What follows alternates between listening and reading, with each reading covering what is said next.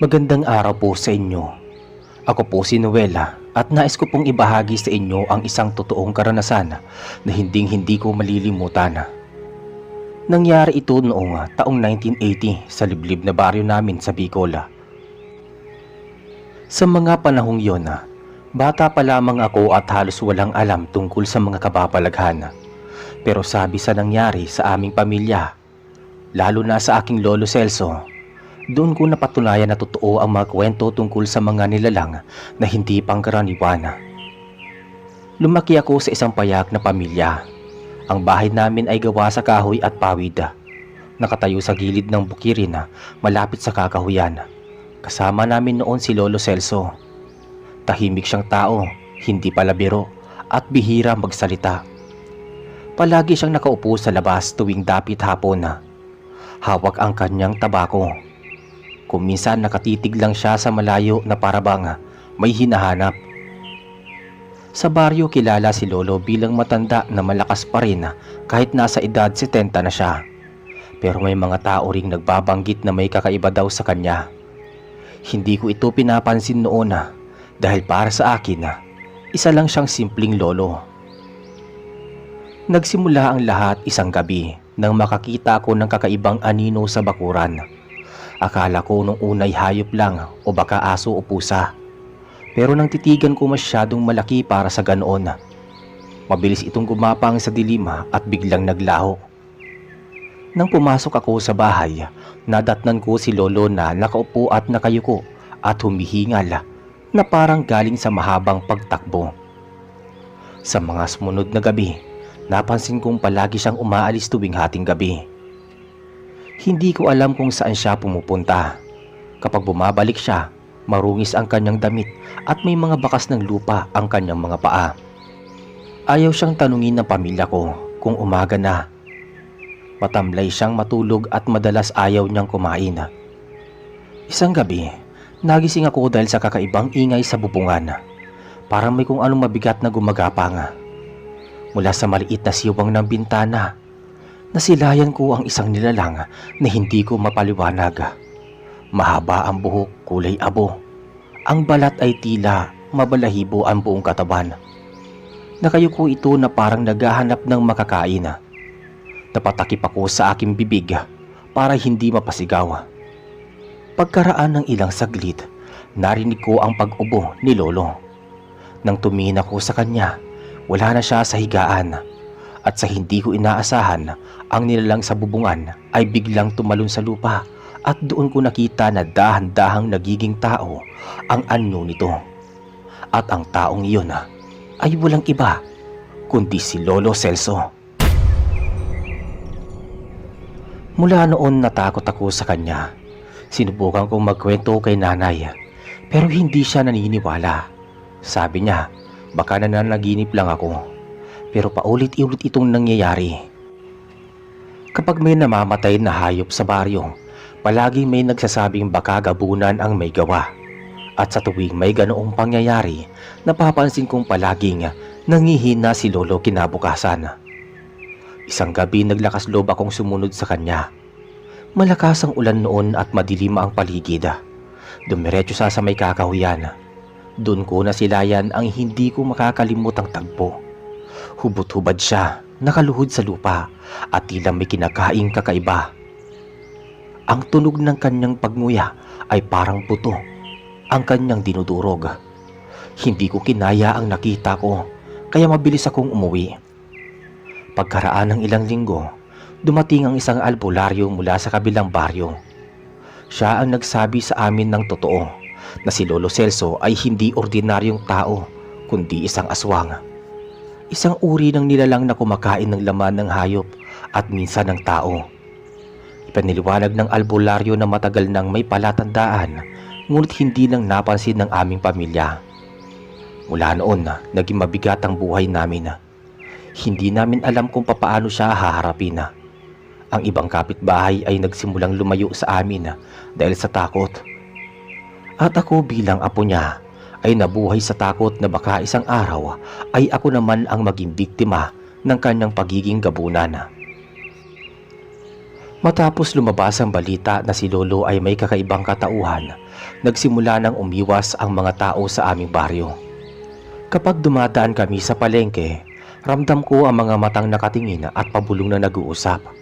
Kapag bumibili si nanay ng bigas o asina, halatang pilit lamang siyang pinaglilingkuran.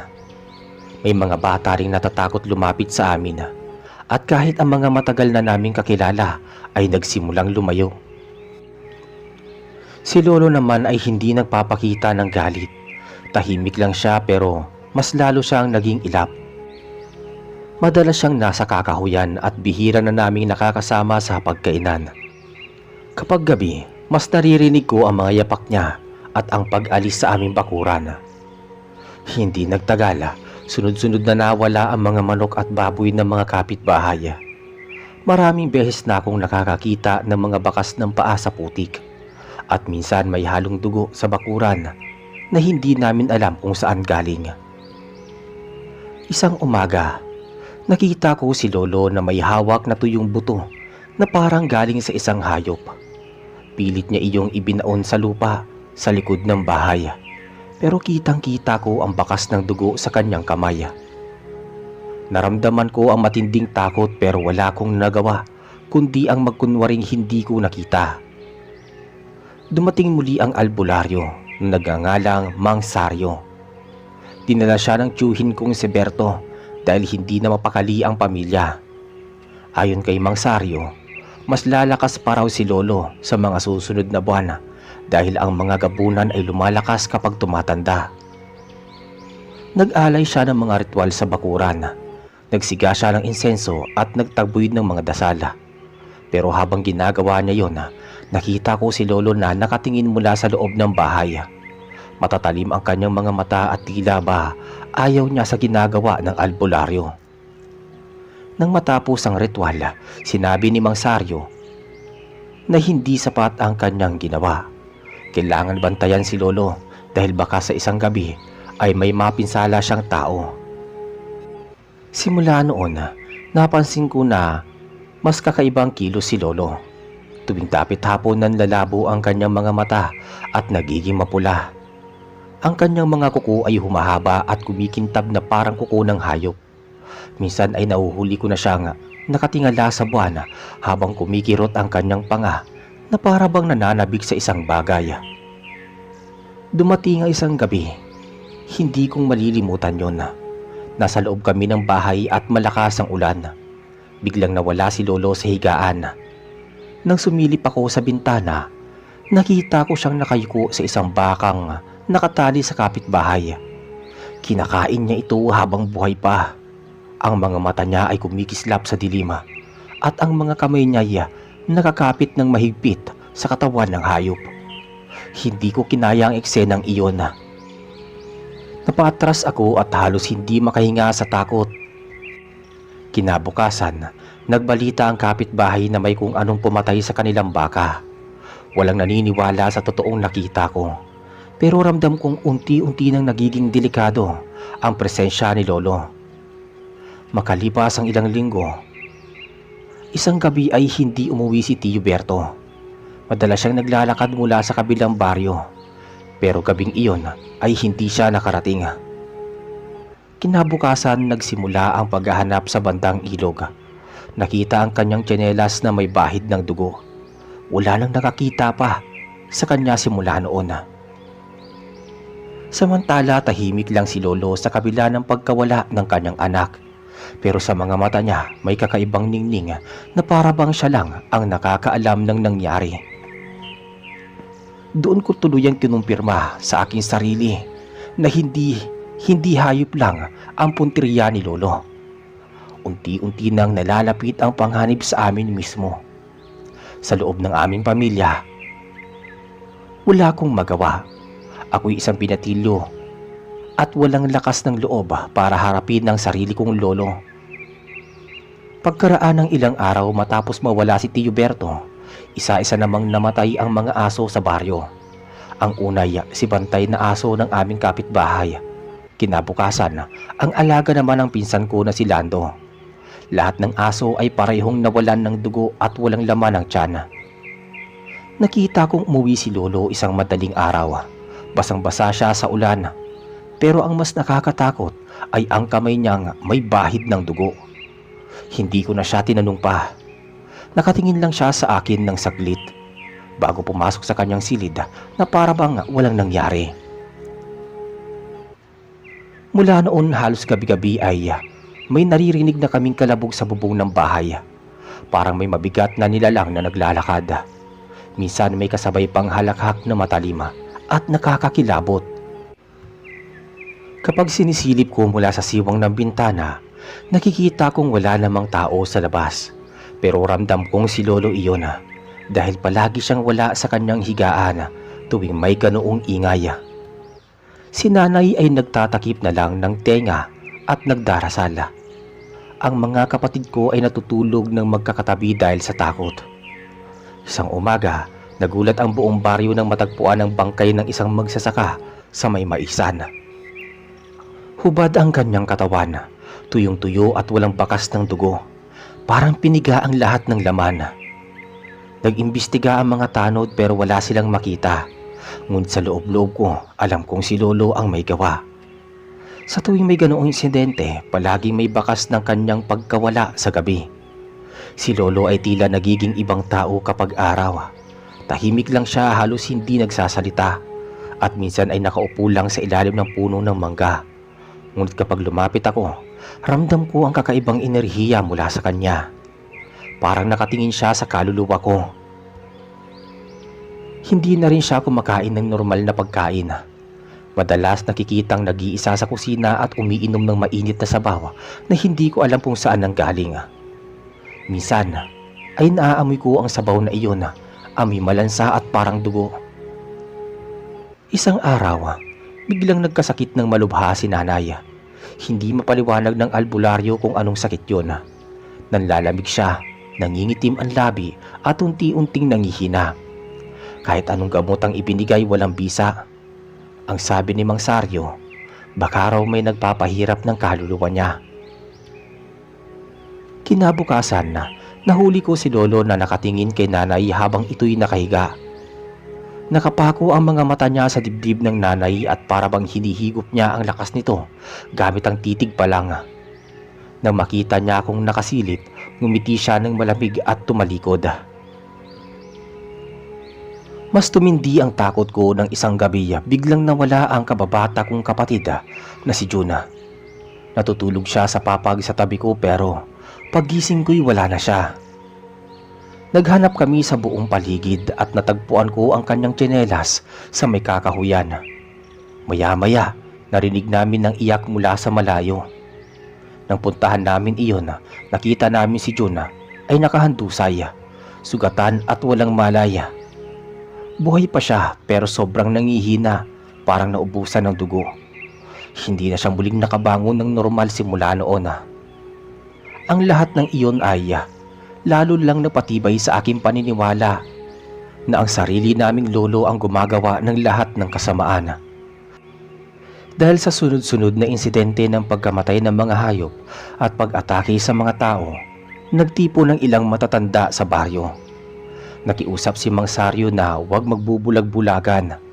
Ayon sa kanya, dapat nang harapin ang pinagmumulan ng gulo bago pa tuluyang madamay ang buong komunidad. Hindi man diretsahan, ramdam kong si Lolo ang tinutukoy nila. Ang mga mata nila ay pasulyap-sulyap sa amin habang nagpupulong. May iba pang sumang-ayon na matagal na nilang napapansin ang kakaibang kilos ni Lolo, lalo na kapag gabi. Isang gabi, inutusan akong bumili ng sigarilyo para kay Lolo. Ayaw ko sanang lumabas pero wala akong nagawa. Habang naglalakad ako pa uwi, nadaanan ko ang tatlong kalalakihan na nagkukwentuhan sa gilid ng kalsada. Narinig ko ang isa na nagsabi na balak raw nilang puntahan si Lolo at tignan kung totoo nga ang hinala nila. Para akong binuhusan ng malamig na tubig. Alam ko nga mapanganib iyon dahil hindi nila alam kung gaano kalakas ang kakayahan ni Lolo. Kinabukasan ng gabi, dumating ang ilang kalalakihan sa bahay namin. Bitbit nila ang mga itak, bawang at asin. Ayaw sana nilang makipag-usap kundi nila gustong kumpirmahin ang hinala nila. Pinilit nilang pumasok kahit pinigilan sila ni nanay. Sa kalagitnaan ng kaguluhan, biglang lumabas si Lolo mula sa silid niya. Nakayuko siya, nakasuot ng lumang kamiseta at parang walang pakialam sa sigawan. Ngunit nang makita niya ang mga dalang itak at asin, bigla siyang nag-angat ng muka. Ang mga mata niya'y nagkulay pula at ang ngiti niya'y parang hindi pangkaraniwan. Tumigil ang lahat, walang nagsalita. At sa isang iglap, sumabog ang malakas na hangin mula sa kinaroroonan ni Lolo.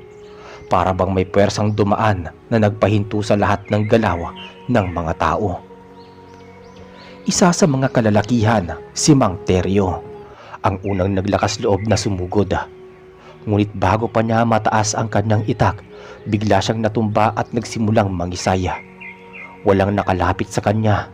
Nakita kong nakatingin lang si Lolo sa kanya at unti-unting namutla si Mang Teryo hanggang sa mawalan ng ulirat. Nagkagulo ang mga tao. Ang iba ay nagtakbuhan palabas, ang iba na may nagdasala. Ako mismo ay hindi mapagalaw sa takot. Matapos noon, nagsalita si Lolo ng mabagal at malamig na tinig. Hindi ko na uulitin ang eksaktong mga salita dahil wala akong narinig na malinaw na dialogo. Pero ramdam ng lahat na siya'y nagbabanta na wag silang lalapitan muli o makikialam. Pagkatapos noon, naglakad lang siya pabalik sa kanyang silid at isinara ang pinto na para bang walang nangyari. Iniwan niya ang lahat sa labas na halos hindi makapaniwala sa kanilang nasaksihan. Simula noon wala nang muling naglakas loob na kumprontahin si Lolo. Lalong lumaganap ang takot sa buong baryo. Kapag may nag-uusap tungkol sa kanya, palaging pabulong na para bang baka marinig sila kahit wala siya. Ngunit hindi natigil ang mga insidente. May mga hayop pa rin namamatay at may mga taong nagkakasakit ng walang dahilan. Ang bawat gabi ay nagiging mas nakakatakot at kahit kami mismo sa bahay ay hindi mapakali sa presensya ni Lolo. Isang madaling araw nagising ako dahil sa kaluskos mula sa silid ni Lolo. Hindi ako sanay na bumangon ng ganoong oras. Pero tila may humihila sa akin para tumayo at silipin siya. Nang sumilip ako sa siwang ng pinto, nakita ko si Lolo na nakaupo sa may sahig. Ang katawan niya'y nakayuko at parang may kinakain siya. Nang masanay ang mata ko sa dilim, doon ko napagtanto na hindi pagkain ang nasa kamay niya, kundi parang laman ng hayop. Basang-basa ng dugo ang paligid ng bibig niya. Hindi ko mapigilang manginig. Mabuti na lang at hindi niya ako napansin kaagad. Agad akong bumalik sa kwarto at nagkunwaring natutulog. Makalipas ang ilang araw, kumalat ang balita na may nakita raw ng malaking nilalang sa may kakahuyan. Ayon sa ilang nakakita, may pakpak ito at kulay itim ang balat. Malakas ang huni ng mga paniki tuwing gabi at madalas ay naririnig ng mga taga-baryo ang malakas na yapak mula sa kabundukan. Nagsimula nang magduda ang lahat na baka hindi ordinaryong aswang ang gumagala sa lugar namin. May ilan na nagsabi ng salitang gabunan, isang uri ng halimaw na mas malakas kaysa sa karaniwang nilalang ng dilim. Lalong lumala ang kilos ni Lolo. Hindi na siya lumalabas ng bahay tuwing araw. Halos gabi na lang siya nakikita. At sa tuwing umaga ay halos sobra siyang nangihina. Ang balat niya'y unti-unting nagdidilim at minsan kapag nahuhuli ko siyang nakatulala, nagiging pula ang kanyang mga mata. Si nanay naman ay pilit pa rin nagtatanggol sa kanya. Ayaw niyang aminin na may kakaiba kay Lolo pero alam ko sa aking sarili na hindi siya ordinaryo at hindi siya ang dating tao. Dumating ang isang gabi na biglang naglaho si Lolo. Hindi namin alam kung saan siya nagpunta. Sa takot halos walang nakatulog sa amin. Kinaumagahan may balita na may natagpo ang patay na may baka sa gilid ng ilog. Bukas ang tiyan nito at wala na ang laman loob. Lalong napatunayan ng mga taga-baryo ang kanilang hinala. May gabunan nga sa paligid at malapit lang ito. Pag uwi ni Lolo kinagabihan, ramdam agad ang kakaiba sa kanya. Ang mga damit niya'y basang-basa at may bakas ng dugo. Tahimik lang siyang umupo sa may hapag pero walang kumain sa amin. Ang katahimikan ng gabing yun ang pinakamasakit. Walang gustong magsalita pero lahat kami may parehong iniisip. Kinabukasan, dumating si Aling Marta, isang matandang albularyo mula sa kabilang baryo. Siya'y pinatawag ng mga tao dahil hindi na nila itinago ang kanilang takot. Habang nakikipag-usap siya kay nanay, pasimple niyang tinitigan si lolo. Maya-maya sinabihan na kaming lahat na mag-ingat at magdasal dahil ang nilalang na kasama namin sa aming bahay ay hindi na tao, kundi isang ganap na gabunan. Halos mawalan ako ng hininga nang marinig ko yun. Hindi ko alam kung anong dapat na maramdaman, takot, galit o awa. Kinagabihan din muling nawala si lolo. At doon na nagsimula ang matinding pangyayari. May sumisigaw sa kabilang dulo ng baryo. Isa na namang bahay ang sinalakay ng nilalang. Nang puntahan ng mga tao, nakita nilang wasak ang bubong at ang mga alaga nilang manok at baboy ay patay na. Habang nagkakagulo sa labas, bigla kong narinig ang malakas na hampas ng pakpak mula sa taas ng bahay namin. Tumigil ako sa paghinga. Sigurado ako nga si lolo yun. Mula noon, wala nang gustong lumapit sa amin talaga. Hindi na kami pinapansin ng mga kapitbahay. Para bang kami mismo'y nagdala ng sumpa sa baryo. Ang dating tahimik na komunidad ay naging lugar ng puro takot. At ako bilang apo ni Lolo Celso, wala akong magawa kundi panoorin kung papaano siya tuluyang nagiging halimaw. Matagal ko nang nararamdaman na darating ang sandali na hindi ko na maikakaila sa aking sarili ang totoo. At dumating nga iyon. Isang gabing walang buwan, tahimik ang paligid, maliban sa mga malalakas na huni ng mga kuliglig. Habang nakahiga ako, bigla kong narinig ang malakas na kalabog mula sa may bubungan. Gumulong ang alaga naming kawayan na nakasandal sa paligid ng bahay. Tumayo ako at lumapit sa bintana. Doon ko nakita ang isang anino. Malaki, nakayuko at gumagalaw na parabang may inaamoy sa loob ng bahay. Hindi ko na nakayanan ng takot.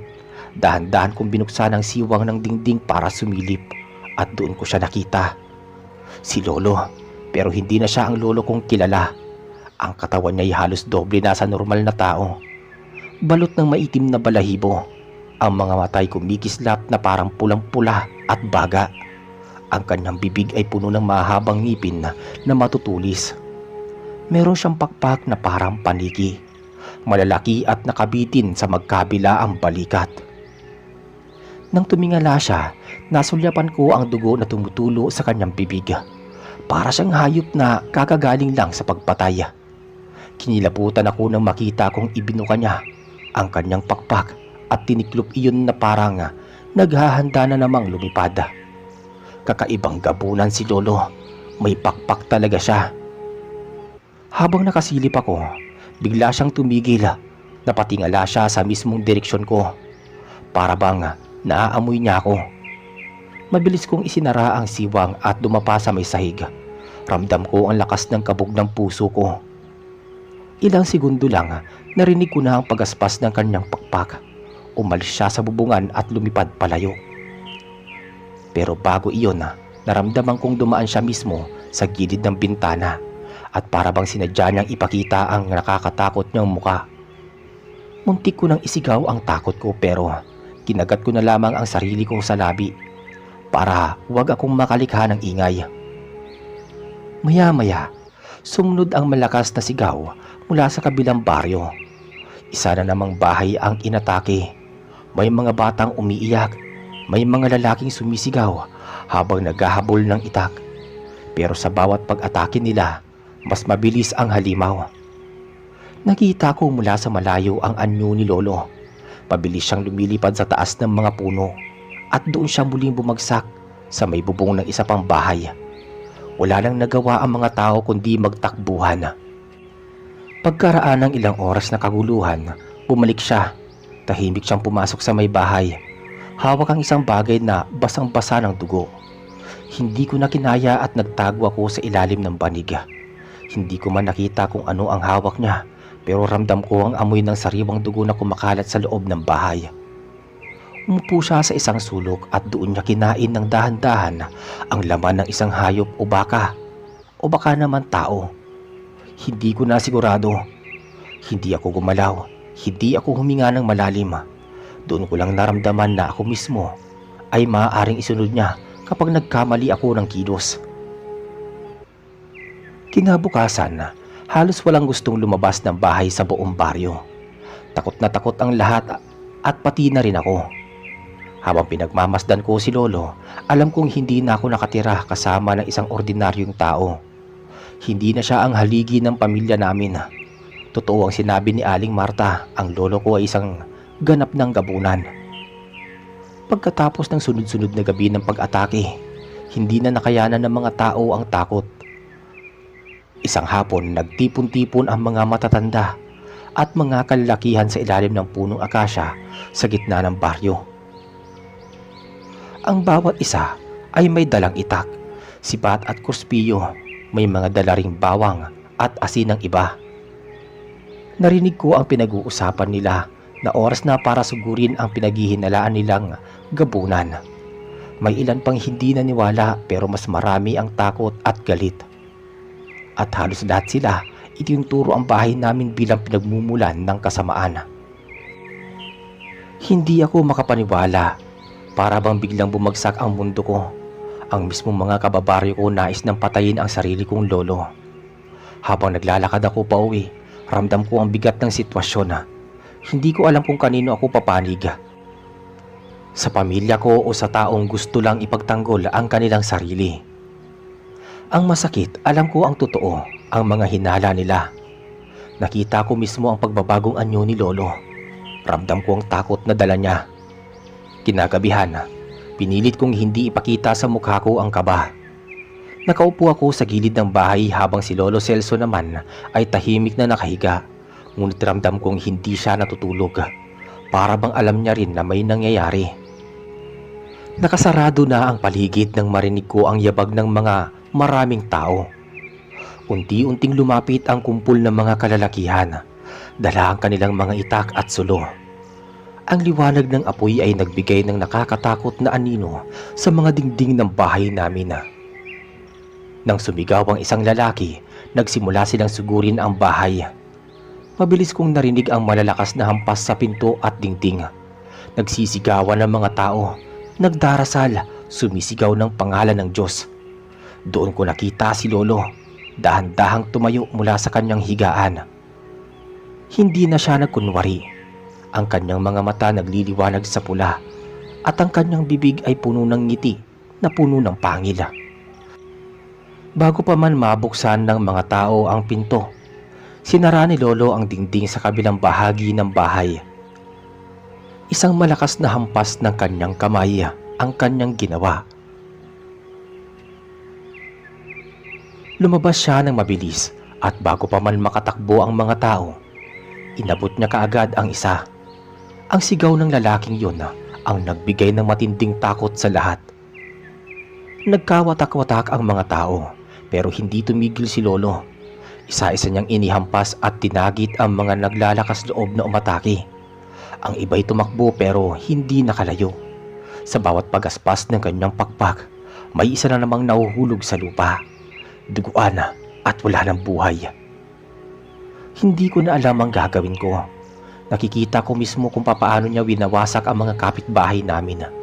Ang mga tao na nakasama ko sa paglaki, ang mga kaklase ko, mga tiyuhin ng mga kaibigan ko, isa-isa nang nawawala sa aking harapan.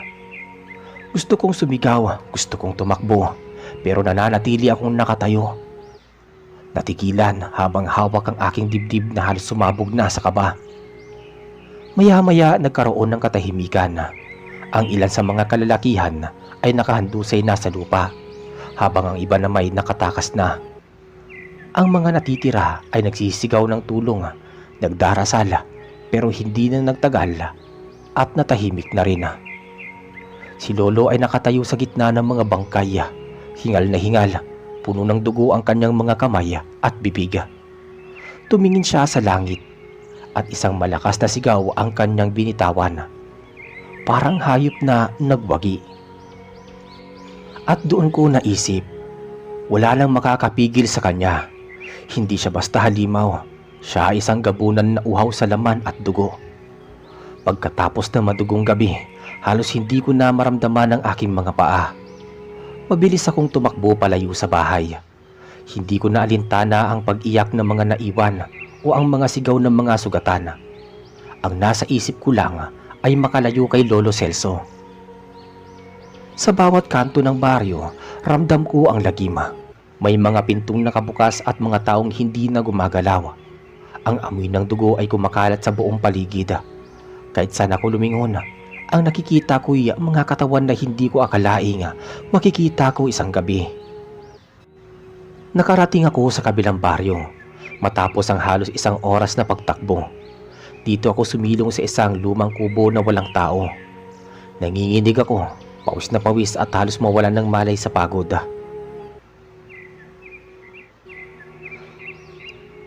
Hindi ko alam kung papaano ko tatanggapin na mismong lolo ko ang gumagawa ng lahat ng yun. Ilang sandali lang dumating ang ilang taga roon. Nagtaka sila kung bakit daguan ang aking damit. Nang tanungin nila ako, wala akong masabi. Nanginginig ang labi ko, hindi ko kaya magsalita. Kinabukasan kumalat ang balita sa buong lugar. Maraming bangkay ang natagpuan sa baryo namin. Ang iba ay walang ulo, ang iba'y wala ng laman ang dibdib. Sinasabing gabi raw iyon ng pinakamatinding pag-atake ng gabunan. Nakarating din sa mga taga-baryo na nakakita sa akin na ako lamang ang nakaligtas mula sa bahay namin. Doon nagsimulang magtaka ang mga tao. Bakit ako raw ay buhay samantalang ang iba'y hindi? Unti-unti nilang inuugnay ang pangalan ko sa ginawa ni Lolo. May ilan na nagsasabi na baka raw kasabwat ako. May nagsabi rin na baka raw ako mismo ay isa ring gabunan. Kaya hindi ako pinatay ni Lolo. Ang mga tingin nila sa akin ay puro galit at takot. Kahit saan ako mapunta, susundan ako ng gabunan at iiiwas. Ang masakit, wala akong magawa kundi tanggapin yun. Dahil paano ko nga ba mapapaliwanag kung magsasalita ko habang kay Lolo, parang sarili kong dugo ang sinisiraan ko. Pero kung mananahimik ako, lalong pagtitibayin ng mga tao ang kanilang hinala. Ilang araw lang matapos ang insidente, muling nagparamdam si Lolo Celso. Hindi siya bumalik sa aming bahay, pero naramdaman ng ibang baryo ang kanyang presensya. May mga alagang hayop na bigla ulit naglalaho at may mga bangkay na naman ng tao ang natatagpuan sa gilid ng palayan. Ang mga matatanda sa baryo ay nagsabing hindi raw basta halimaw ang gabunan. Isa raw itong nilalang na matagal nang nabubuhay at kayang lumipat-lipat ng anyo. Ang mas nakakatakot, maaari daw niya akong puntahan anumang oras. Dahil sa takot ng mga tao sa akin, wala na akong mapuntahan. Pinalayas ako ng mga nakikituluyan ko. Niayaw nila akong bigyan ng pagkain, baka raw dala ko ang sumpa. Ang tanging kasama ko na lamang ay ang takot na baka bigla na lang sumulpot si Lolo sa aking harapan. Tuwing gabi hindi ako makatulog. Sa bawat kaluskos, sa bawat huni ng ibon, para bang pakpak ni Lolo ang naririnig ko. Minsan nga'y pakiramdam ko'y nasa tabi ko lang siya, nakamasid, naghihintay ng tamang oras para dalhin ako. Isang hapon, habang naglalakad ako sa gilid ng palayan sa kabilang baryo, may nakita akong matandang lalaki na nakaupo sa ilalim ng punong akasya. Nakaluhod siya na parang may inuusala. Nang unay hindi ko siya pinansin. Akala ko'y karaniwang matanda lang. Pero nang siya'y tumingin, tumindig ang balahibo ko. Siya si Lolo Celso. Hindi ko alam kung papaano siya nakarating doon. Ang balat niya ay lalo pang kumulubot at ang mata'y tila nagdidilim at ang ngipin ay tila mas tumutulis kaysa sa dati. Nakatitig lang siya sa akin ng matagal at naramdaman ko nga para bang hinahatak ang aking kaluluwa. Nagulat ako nang biglang may dalawang magsasaka na dumaan malapit sa amin. Nakita nila si Lolo pero nagkibit balikat lang sila at nagpatuloy sa lakad. Parang wala silang nakitang kakaiba. Doon ko napagtanto na hindi lahat ay nakakakita sa tunay na anyo niya. Sa akin lang siya nagpapakita bilang halimaw. Sa iba, isang payak na matanda lamang. Nang tumayo si Lolo Celso, biglang lumamig ang hangin. Para bang may bagong paparating. Tumakbo ako papalayo pero ramdam kong sinusundan niya ako. Ang bilis niya, hindi ko akalain na matanda siya. Sa bawat hakbang ko, naririnig ko ang bigat ng kanyang mga yapak na tila mas malapit ng mas malapit sa akin. Nakarating ako sa masukal na parte ng kagubatan. Huminto ako sandali, hingal na hingala.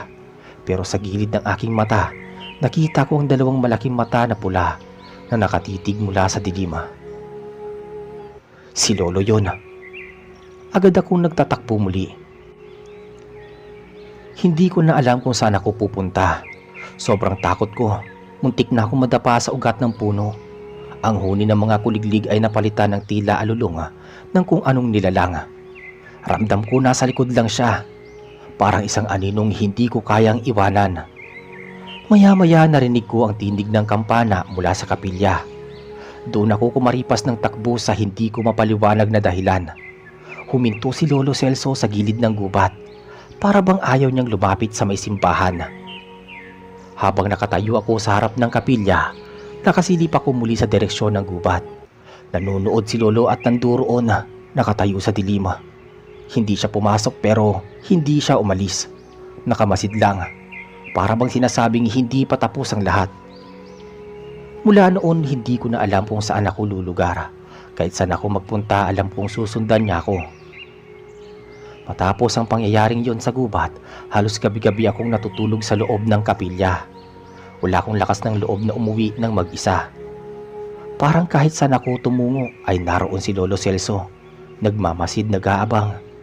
Kahit ang mga kapitbahay hindi ko masasabi ang lahat ng aking nakita dahil baka sabihin ako'y nasisiraan ng bait.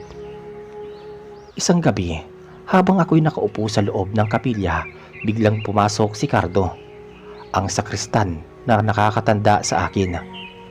Tinignan niya ako at tila napansin ang sobrang pamumutla ko. Hindi siya nagtatanong pero halata sa kanyang mga kilos na alam niyang may mabigat na bumabagabag sa akin. Kinabukasan, nagpasya ko lumapit kay Father Damian, ang pari ng baryo. Doon ko na ibuhos ang lahat. Ikinuwento ko na si Lolo Celso ay isang ordinaryong matanda. Ngunit pagsapit ng gabi, siya ay nagiging isang mabangis na nilalang. Nilalang na tila gabunan, isang aswang na namuhay sa katawang tao. Tahimik lang si Father Damian habang ako'y nagsasalaysay. Nang matapos ako, mahaba ang kanyang buntong hininga. Sinabi niyang noon pa man ay may bulong-bulungan na tungkol kay Lolo. Pero walang nagtatangkang magsalita. Maraming taong takot, kaya nanahimik na lamang. Dahil dito nagpasya si Father Damian na magsagawa ng espesyal na dasal at pagbabasbas sa aming bahay. Kasamang ilang katandaan ng baryo, nagdala sila ng mga kandila, asin at banal na tubig. Sa unang pagkakataon parang nakahinga ko ng maluwag, ngunit sa mismong gabi ng pagbabasbas, doon nagsimula ang mga mabibigat na pagsubok. Habang inuusal ang dasal, biglang bumigat ang hangin. So ibig sabihin na tumatahimik ang paligid at tanging pag-iyak ng mga bata sa kabilang dulo ng baryo ang maririnig.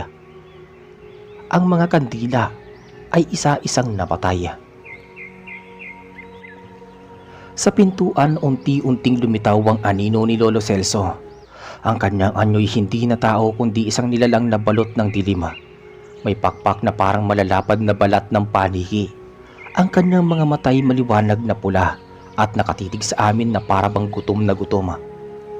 Ang mga kasama kong matatanda ay nagsipag-usal ng dasal pero ramdam kong nanginginig din sila sa takot. Hindi siya tuluyang nakapasok sa loob ng bahay. Parang may harang na hindi niya malampasan. Ngunit habang nakatitig siya sa akin, ramdam kong ako lang ang nais niyang makuha. Para bang ako lang ang pakay niya at lahat ng ito ay laro lamang upang takutin ng iba. Maya-maya, biglang naglaho ang kanyang anyo sa dilim.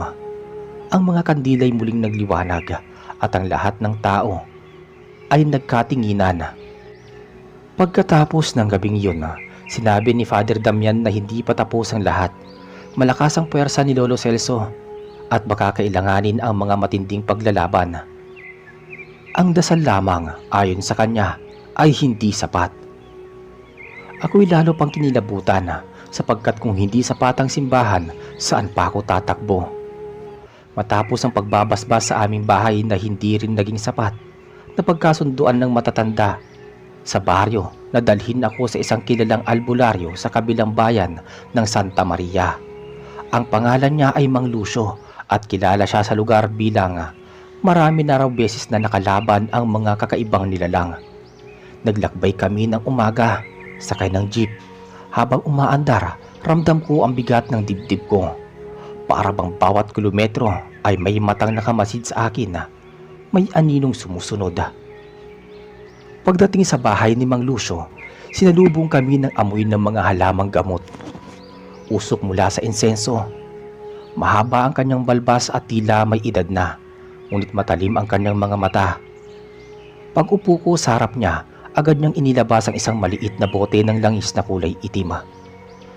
Hindi pa ako nagsisimulang magsalita nang bigla niyang sambitin na malakas ang nakakapit na anino sa akin.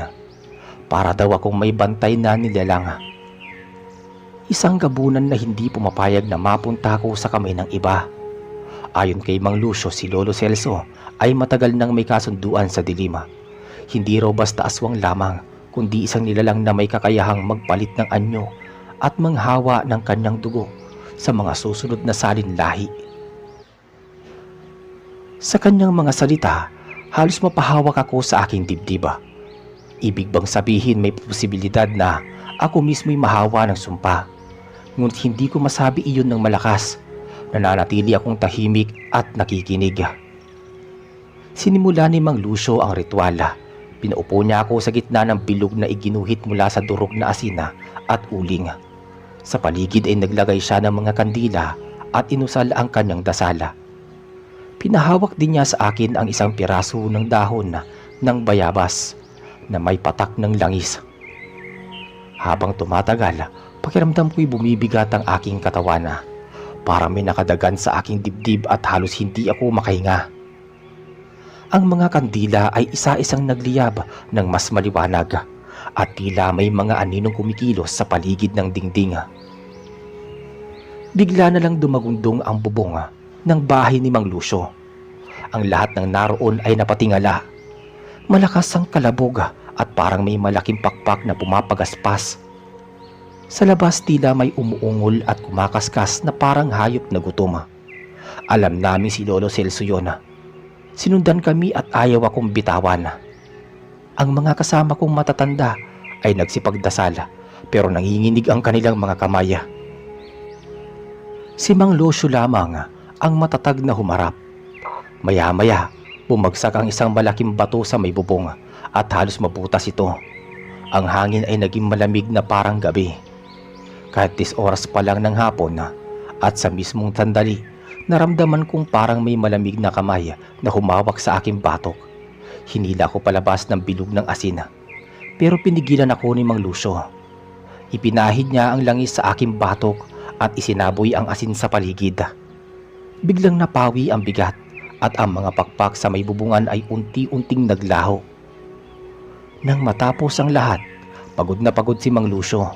Ang sabi niya hindi pa tapos ang laban. Ang sumpa ni Lolo Celso ay mas malalim kaysa sa aming inaakala. Maaari daw na ang tanging paraan para tuluyan akong makawala ay harapin siya mismo, sa lugar kung saan siya unang nakipagkasundo. Hindi ko alam kung saan iyon pero sinabi ni Mang Lucio na malapit lang daw sa baryo namin, sa isang lumang kuweba sa gilid ng bundok. Kinabukasan, matapos ang ritual kay Mang Lucio, nagpa siya mga matatanda sa aming baryo na samahan ako papunta sa tinutukoy niyang kuweba. Ayon sa kanya, doon nagsimula ang sumpa ni Lolo Celso at doon din dapat tapusin. Madaling araw pa lang ay nagsimula na kaming maglakad. 3 ang kasama ko, si Mang Lucio, si Aling Rosa, na kapitbahay naming matagal na may alam sa kababalaghan, at si Tito Ben, upang may kasama akong kamag-anak. Tahimik ang aming paglalakad. Tanging tunog ng mga kuliglig at yapag sa lupa ang naririnig.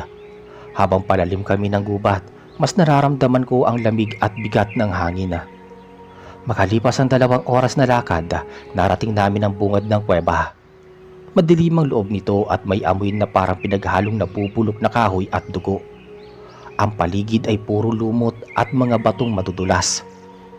Sinindihan ni Mang Lucio ang isang lampara. Sa loob ng kuweba, napansin naming may kakaibang ukit sa bato. Mga hugis na hindi maintindihan. May halong mga simbolo ng hayop at tao. Ayon kay Mang Lucio, iyon daw ang palatandaan ng kasunduan ng isang gabunan at isang tao. Mas lalo akong nanginig nang makita ko ang isang bahagi ng dingding kung saan nakaukit ang pangalan ng Lolo Celso ko. Hindi ko alam kung papaano niya ito nagawa, pero malinaw na tanda iyon ng kanyang pagsumpa. Habang lumalalim pa kami sa loob, bigla na lang bumigat ang hangin.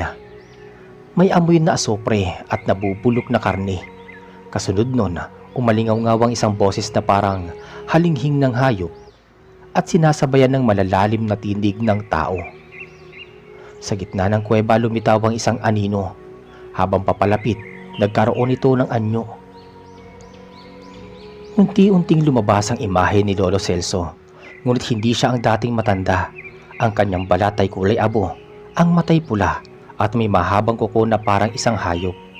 Ang kanyang likod ay may nakadikit na parang pakpak ng paniki, ngunit hindi lubos na buo. Si Mang Lucio agad na naglatag ng asin at inilabas ang kanyang bote ng langis. Sinimulan niyang banggitin ang mga dasal upang hadlangan ang nilalang. Ngunit napakalakas ni Lolo Celso. Sa bawat salitang binibitawan ng albularyo, sumasabay ang ungol ng gabunan. At yayanigin nito ang buong kuweba. Nagtakbuhan ang mga paniki sa loob at halos mabasag ang lampara sa lakas ng hangin.